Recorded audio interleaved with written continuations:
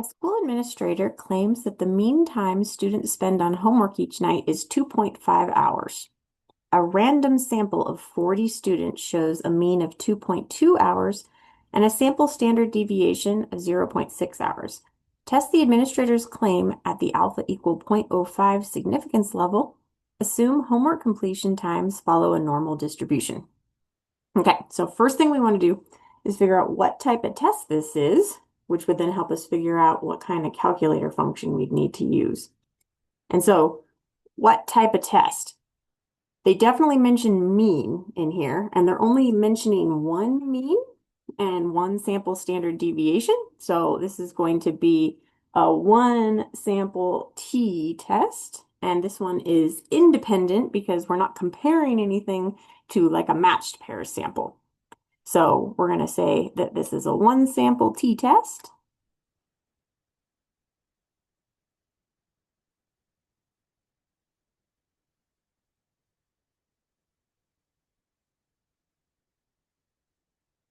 And again, why do we know it's a t-test? We know it's a t-test because they did not tell us the population standard deviation. They told us the sample standard deviation. Okay, so I'm going to write down some of the values that they gave us up here in the problem. They told us that we have an N of 40. They told us that we have a sample mean of 2.2 hours.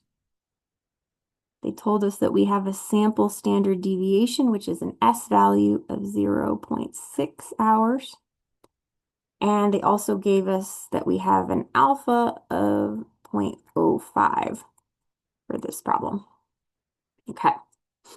So one sample t-test, and when we go to do this in the calculator, when we go to stat and then the test, we're just looking for the t-test in the calculator. Okay. So next thing we need, the null and alternative hypothesis for this example. Basically, it would be boring if the school administrator was telling us the truth. So we would say 2.5 hours was the mean for the null hypothesis. So null hypothesis is that the mean is equal to 2.5. Now, does it say anything about it being more or less than 2.5 hours? It just says test the administrator's claim. It doesn't say that we're assuming that it's less than 2.5 hours or that it's greater than 2.5 hours. So we're going to test just different than 2.5 hours. So our alternative hypothesis is going to be the mean is not equal to 2.5 hours. Right. So then the next part asking for the test statistic and the p-value, these are things we're going to get from the calculator. So I'm going to grab my calculator and we're going to hit the stat button and we're going to hit tests and go down to option number 2, the t-test. So for the t-test, we did not enter a list of data, so we're going to go over to stats and then arrow down to the number that we need to put in for the mu is 2.5. And in terms of, oh, sorry, I did not actually get the stat selected there. There we go. So now 2.5, the X bar we said was 2.2. Our standard deviation we said was 0.6. And the N value we said was 40. And now we're just going to select the not equal to for the alternative hypothesis and hit calculate.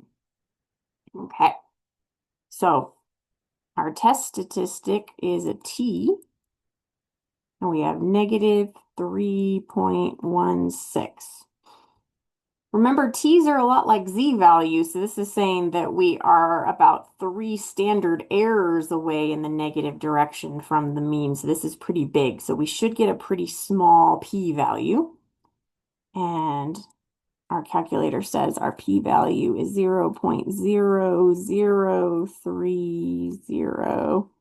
And so yes, that is a pretty small p-value.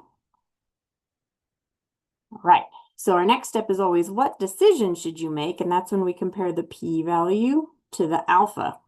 We said that the alpha value was 0.05. So alpha is about 5 pennies. our p-value is like less than even 1 penny. So p-value is definitely smaller than alpha.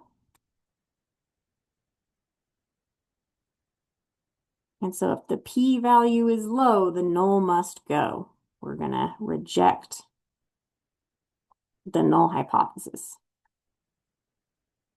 So in terms of what our conclusion is going to be then, since we're rejecting the null hypothesis, we're going to say there is sufficient evidence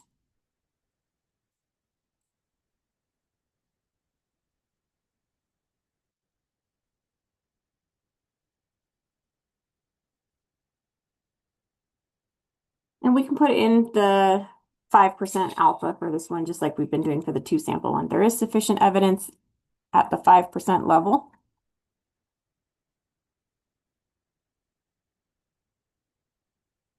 to suggest.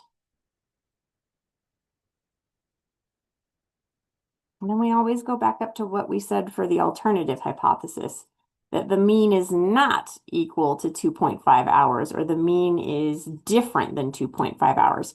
And the mean in this case, remember, is talking about the mean amount of time spent on homework. So I'm going to say to suggest that the mean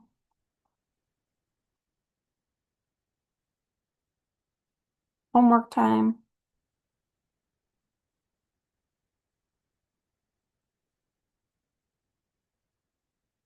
is different